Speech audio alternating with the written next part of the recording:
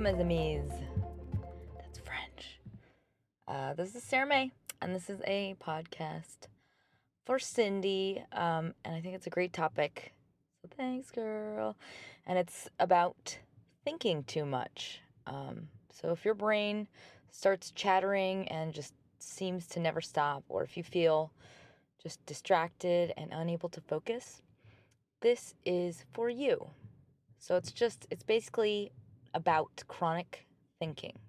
Like your brain just won't shut up and it's just getting a little bit noisy up there. And it's set up in two parts, the what and the solution. So the first part is the what. Firstly, I'm stoked you're listening to this, and I'm stoked that I wrote it because it's kind of a big deal and it's really bad for you. Chronic overthinking is like really, really bad for you. And if it's happening to you, you've got to do something about it because you're actually likely causing, among other things, gene damage and like advancing your brain's aging. Overthinking is also tied to a lot of other diseases like autoimmune disorders, heart problems, not to mention emotional disorders like depression and anxiety. How the crap? I know, it's crazy. And it's actually super logical when you learn about the science. It took me a really long time to just let it sink in, but here's the gist of it. And if you want to read any of this stuff for yourself, I'm going to post links to all of my research on the blog version of the post. So whenever, just I guess in the next week, check teaspoonofhappy.com. Alrighty, so basically it all comes down to your brain. When your brain is like constantly thinking, it's doing one of two things. You're either stressed, like your body's actively feeling chemicals of stress, or it's going into default mode. So those two things are kind of what I'm going to talk about. So when you're in stress mode, like you're, let's say, worrying about stuff you've got to do tomorrow, or you're like replaying stuff that stressed you out today, or watching the news and then something terrible's happening on the news, you're physically in fight or flight mode, like which was designed to save your life. Some of the things that are happening, you're getting extra blood flow going to your muscles, and sugars and fats are pumping into your bloodstream. The blood is actually being taken from other places like your skin and your gut, so your actual digestion shuts down. Your immune system pumps out inflammatory chemicals just so you have a burst of immunity while you're in danger. And that, when you are doing that all the time, just by thinking about things that are worrisome or stressful, by the way, we're the only creatures on the planet that do that. Thanks, universe. Just kidding. Because like animals don't do that. They don't like replay things. But like because we have imagination, we do that all the time. We visualize things and then physically react to those things. So while you are in this overactivation of the fight or flight response, if your body is not immediately able to relax, like if you're like, what's supposed to happen is you get in that stressed out mode and then you get a gush of chemicals that's like, everything's cool, actually, everything's fine, like it goes away. And that is the relaxation response. So that's what's supposed to happen. And if it doesn't happen, if you're not getting like a relaxation after the fact, like if you're not, maybe you go through a stressful event at work and then after that you're supposed to feel like, all right, it's okay, everything's fine. If you don't have that, so let's say you're living constantly all day in like kind of a stressed out state of mind, that long-term effect, like basically what happens to you over a lifetime of this, is called allostatic load. And that's like basically the wear and tear on your body. And it accelerates aging and illnesses associated with aging. It affects your metabolism, your immune system, and also fucks up your DNA. Pardon my F-bomb.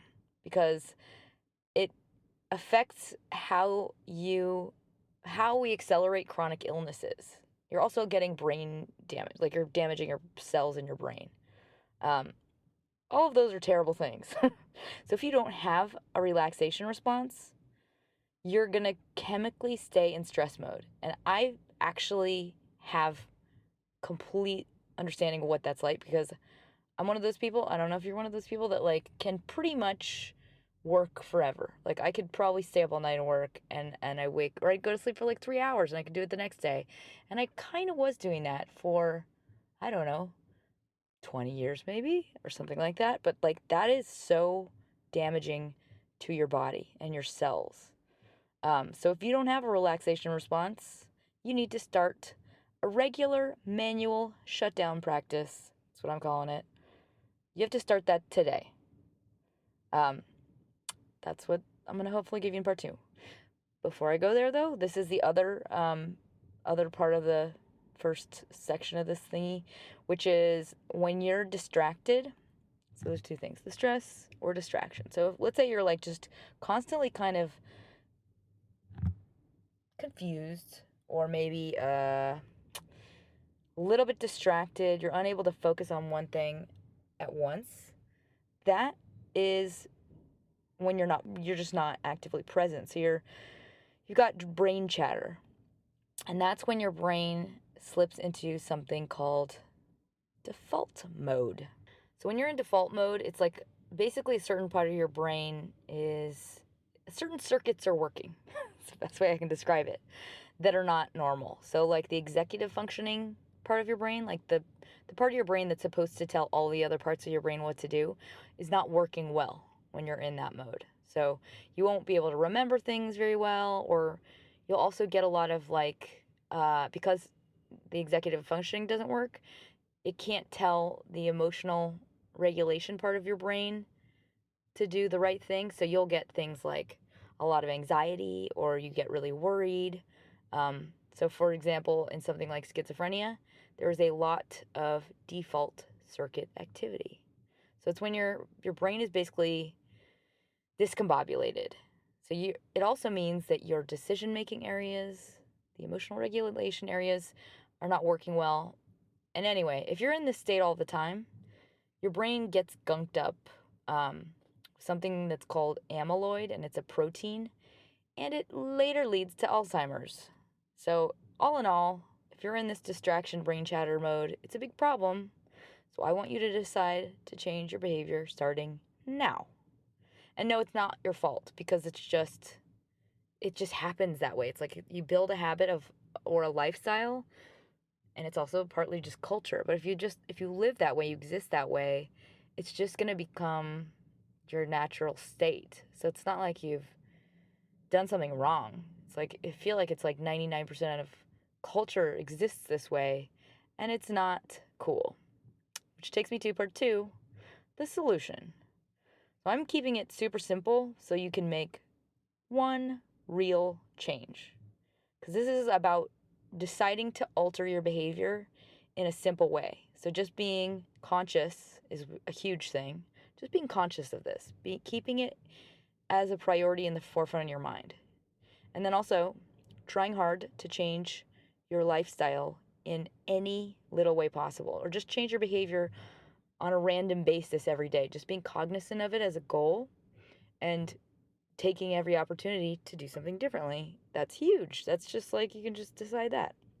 So I have a bunch of little, tiny, super simple tools. So I would ask you to please decide to do at least one of them every single day. And some of them overlap, and I try to make them memorable, hence the hilarious names. So the first one is choose to be caveman or cavewoman. So this is quite simply just when you're bored or maybe you're at home and you're stressed and you just want to watch junk TV, choose to be caveman, meaning do not turn on a screen or a device. Sit with a book, draw something, write a letter, journal, or better yet, sit quietly and just observe, just listen, watch the thoughts that drift through your mind, and just do some deep breathing. Just like be with yourself. Um, this is just about deliberately choosing not to turn on a screen when you normally would have. any and all times during the day. Okay, second one, I'm calling it bedtime floaties. I think that sounds cool. And it's just about training yourself a very, very easy beginner's little mini meditation. And I'm only asking for 3 minutes in the morning and 3 minutes in the evening. So just do it in bed. Just decide every time you wake up, you're going to lie there for 3 minutes. And then right before you go to sleep, you're going to lie there for 3 minutes. And basically, you're going to close your eyes and breathe deeply and slowly. And you don't have to try and like force your mind to be blank. Just literally observe yourself from a distance, like as though you were another person that was listening in on your brain. So just almost like watch them with interest and allow them to just drift through your mind. Um, and you're just gonna be floating through this 3 minutes and listening in on a bunch of those noisy voices that are not yours for right now, and allow them to be. Just direct yourself back to the observing process. If you start to go into like, oh, I should get up and like just return yourself back to just watching the thoughts that go through my head. 3 minutes, that's all. Alrighty, next one. Kick the phone out of bed. I know this is like kind of the same, but super simple. Just a promise to yourself to get the phone out of your bedroom and away from your eyeballs, especially at night. Because like the first hour of your day very, very much encodes how the tone of the rest of your day. Like that hour when you wake up should not be spent on your phone. It should be spent on just firstly being grateful to be alive, smiling, being happy to be you. And then the time before you go to sleep, that is for relaxing permanently. From this point on, since you listen to this, you are using that time to relax. The blue light from the screen on your phone stops your ability, your brain, or your, I don't even know what part of it. I think different parts of your body actually make melatonin. We'll look it up. Anyway, it slows your ability, stops your ability to make melatonin, and it inhibits you from getting a good night of sleep. And your sleep is when your body is doing a whole lot of repair. It's also when your emotions are getting kind of categorized and filed in the right places. Like you need sleep. You can't have half sleep. It's when your food is digesting, your metabolism is like getting back to tip top shape. It's like all that time is meant for your body to work right. And you need real sleep. So if you're like flooding your eyeballs with light, you're probably not going to reach as deep a state of sleep. And that is there for a reason. Okay, next one. This is hilarious. Don't analyze this. Get it? Let's play on that movie. Ha! All right, well, basically, when you're overthinking things, at least I feel like often I'm part of what I'm overthinking is I'm getting obsessed with or I'm analyzing my own feelings and what they mean and or analyzing, information about the day. So, quite simply, do not analyze. Just decide in those moments when you see yourself analyzing information, like just stop. Just let it go. Just let it be. Like if you're afraid of, if you're like afraid of or you're working on worry or you're working on stress, like you're trying to not do those things. Like when you have an emotion or a feeling that like signals that something bad is gonna happen, it's really hard not to analyze it. I know that. But just try it because you might find that what happens is like that feeling just drifts away. Like literally accept it, almost like welcome it in. Like, all right, fear, let's live in this thing then, and soon it'll just dissipate. Because most of like what is making you feel all the negative pain is just your analysis of it, and you're wanting to control it or you're wanting to solve it or figure it out and gauge how big it is and what it means and blah blah blah.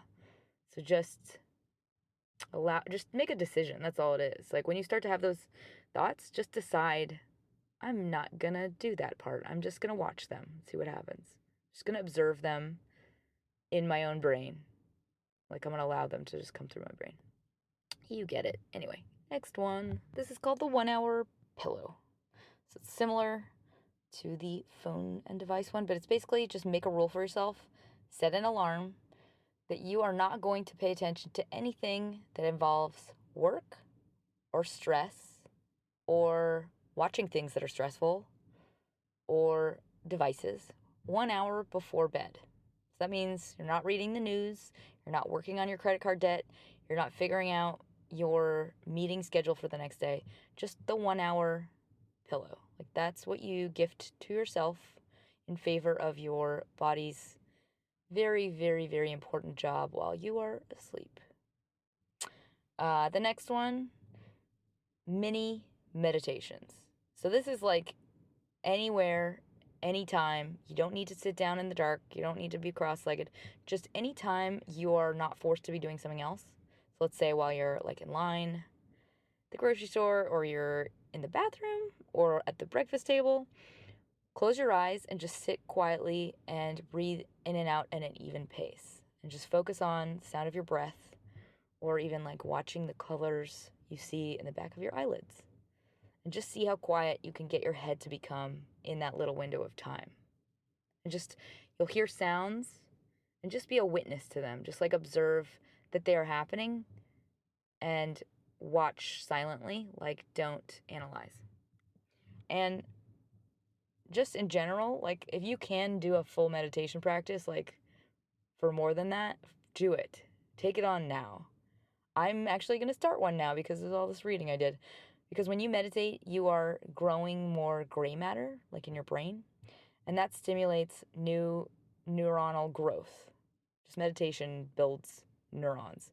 And that is really, really important in preventing brain decline. And it also can flip the switch on like genes that are already active in you that cause disease. Like, it can actually undo negative stuff outside of this whole stress thing, which is awesome. It also quiets down your brain stress center significantly. So this very last one is just train hard to relax. And that's because like a lot of us are workaholics and we can just go, go, go, go, go, go. And that's not good for you. It's not good for your brain. And if you don't have a balanced lifestyle, like if you don't have a dedicated time for mental stillness, or maybe you just never allow yourself to relax, like if you're not one of those people that can like sit and do nothing on a Saturday, you might need to train hard to learn how to do this. Because if you're realizing right now that your life is heavily based in what's in your head, like you're just being completely piloted and guided by your thoughts, you need to start training yourself into a schedule of relaxation. So just push yourself into new areas, like trying to sleep in once a week or maybe once every other week, or leaving your phone at home all day on weekends. I mean, it won't feel right at first. Like, it'll feel very uncomfortable and lazy or something like that, but know that if you don't change something, you are going to max out your body. And you need to make this a priority. Your chemicals can't handle taxing them like this for the rest of your life. So without doing some serious damage, you've got to make a change. So do it for the future you who really wants to have happy, smart, fun old age. So those are my tools. I hope you like them. And in closing, I will say that life is a ratio. So not all of it goes to work and to thinking. There's a part of you that is meant to lie in the grass and watch clouds shift shape. And there's a part of you that is meant to stare at flowers. And there's a part of you that's meant to listen to music while doing nothing else. So if you get in the habit of working and thinking and analyzing things nonstop, it's just going to become your life. And right now, it's time to untrain it in favor of having innate balance. And it won't take too long, because once you start this, you'll find out it'll just get easier and easier, and it'll happen faster and faster to quiet your thoughts And it just takes maintenance, just on a regular basis.